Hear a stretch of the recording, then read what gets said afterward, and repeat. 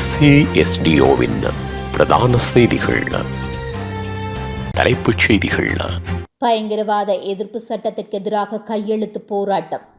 ஓயல் மாணவனுக்கு நேர்ந்த கதி. பாம்பு கொத்தியதால் பறிபோனது பார்வை. ரணிலுடன் படியுங்கள் அழைக்கிறது ஐக்கிய தேசிய கட்சி. கணவனை கட்டி வைத்து கொடூரமாக கொலை செய்த மனைவி. ஈரானின் எண்ணெய் கப்பலை அதிரடியாக கைப்பற்றியது பென்டகன். தொடர்பன விரிவான செய்திகள். தாயக செய்திகள். பயங்கரவாதத்தில் இருந்து அரசை பாதுகாக்கும் புதிய சட்டம் மற்றும் புதிய பயங்கரவாத எதிர்ப்பு சட்டத்திற்கு எதிர்ப்பு தெரிவிக்கும் வகையில் நேற்றைய தினம் மன்னார் மாவட்டத்தில் கையெழுத்து போராட்டம் முன்னெடுக்கப்பட்டது. தேசிய கடற்தொழில் ஒத்துழைப்பு இயக்கத்தின் ஏற்பாட்டில் மன்னார் பேருந்து நிலையத்திற்கு முன்பாக இடம்பெற்றுள்ளது. இதில் கடற்தொழில் சங்க பிரதிநிதிகள் மற்றும் பொதுமக்கள் என்று பலரும் கலந்து கொண்டனர்.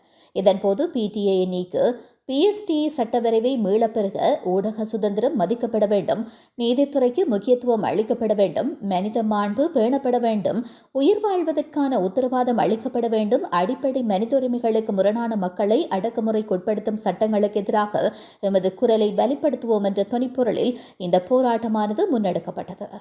தற்போது நடைபெற்று வரும் சாதாரண தர பரீட்சையின் கணித பாடத்திற்கு தோற்றுவதற்கு தயாரான குளியாப்பிட்டிய மத்திய கல்லூரியின் மாணவன் ஒருவர் பாம்பு கடித்ததால் பார்வை இழந்துள்ளதாக குளியாப்பிட்டி போலீசார் தெரிவித்தனர்.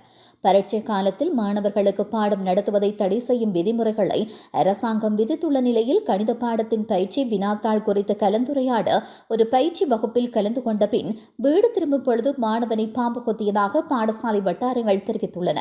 குளியாப்பிட்டி போதனா மருத்துவமனையின் செய்தி தொடர்பாளர் ஒருவர் இது தொடர்பில் தெரிவிக்கையில், நோயாளியின் அறிகுறிகள் அவரை பாம்பு கடித்திருக்கலாம் என்று சந்தேகிக்கப்படுவதாக கூறினார்.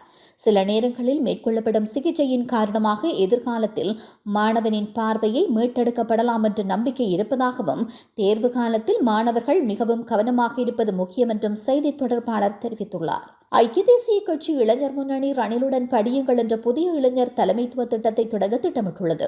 இளம் இளைஞர்கள் ஆட்சி, பொருளாதார சீர்திருத்தங்கள், ஜனநாயக நிறுவனங்கள் மற்றும் தேசிய தலைமைத்துவம் குறித்த கட்டமைக்கப்பட்ட விவாதங்கள் மற்றும் உரையாடல்களில் ஈடுபடுவதற்கான வாய்ப்பை வழங்குவதற்காக இந்த திட்டம் வடிவமைக்கப்பட்டுள்ளதாக கட்சி தெரிவித்துள்ளது. இதன் முதல் கட்டம் மார்ச் 19 மாலை 5:30 மணிக்கு கொழும்பில் நடைபெற திட்டமிடப்பட்டுள்ளது. இதன் மூலம் முன்னாள் ஜனாதிபதியும் ஐக்கிய தேசிய கட்சி தலைவருமான ரணில் விக்ரமசிங்கவின் பல தசாப்த கால அரசியல் அனுபவம், தலைமைத்துவம், கொள்கை அனுபவங்கள் மற்றும் பல பிரச்சனைகள் குறித்து அறிய முடியும் எனவும் தெரிவிக்கப்பட்டுள்ளது. கொரோனையில் குடும்ப தகராறு முற்றியதில் தனது கணவனை கொன்கிரீட் தூணில் கட்டி வைத்து அடித்துக் கொன்ற பெண்ணொருவர் போலீசாரினால் கைது செய்யப்பட்டுள்ளார். சல் உயன்பத்த பகுதியைச் சேர்ந்த 32 வயதுடைய காமினி பத்மகுமார என்ற பேக்கரி தொழிலாளியே கொலை செய்யப்பட்டுள்ளார். குறித்த நபர் நேற்று அதிகாலை அதிக மதுபோதையில் அதே பகுதியில் உள்ள வீடொன்றிற்கு சென்று அங்கிருந்தவர்களுக்கு இடையூறு விளைவித்துள்ளார். வீட்டு உரிமையாளர் இதுகுறித்து சந்தேக நபரான மனைவிக்கு அறிவித்துள்ளார். சம்பவ இடத்திற்கு வந்த மனைவி கணவனை வீட்டிற்கு வருமாறு அழைத்துள்ளார். எனினும் கணவன் அதற்கு மறுப்பு தெரிவித்து மனைவியை தகாத வார்த்தைகளால் திட்டி குழப்பத்தில் ஈடுபட்டுள்ளார். இதனால் ஆத்திரமடைந்த மனைவி தனது கணவனை அந்த வீட்டில் உள்ள தூணில் துணிப்பட்டியால் கட்டி வைத்துள்ளார். பின்னர் அங்கிருந்த துடைப்பத்தால் சரமாரியாக தாக்கியுள்ளார். தாக்குதலில் பலத்த காயமடைந்த நபர் சம்பவ இடத்திலேயே உயிரிழந்ததாக போலீசார் தெரிவித்தனர். இந்த சம்பவம் தொடர்பாக நீதவான் விசாரணைகளும் தடவியல் போலீசாரின் விசாரணைகளும் முன்னெடுக்கப்பட்டுள்ளன. சந்தேக நபரான மனைவி கொரோனா நீதவான் நீதிமன்றில் முன்னிலைப்படுத்தப்பட உள்ளார். போலீஸ் பரிசோதகர் ரங்க பெரேரா தலைமையிலான குழுவினர் மேலதிக விசாரணைகளை மேற்கொண்டுள்ளனர். உலகச் செய்திகள். அமெரிக்க கடற்படை சர்வதேச கடல் எல்லைப் பகுதியில் தடையை மீறி செயல்பட்டதாக கூறி ஈரானுடன் தொடர்புடைய 3வது எண்ணெய் கப்பலை சிறைப்பிடித்துள்ளதாக பென்டகன் அறிவித்துள்ளது. நேற்று நடைபெற்ற இந்த அதிரடி நடவடிக்கையில் அமெரிக்காவின் பொருளாதார தடைகளை மீறி மசகு எண்ணெய் கடத்தி சென்றதாக குற்றம் சாட்டப்பட்டு இந்த கப்பல் கைப்பற்றப்பட்டது.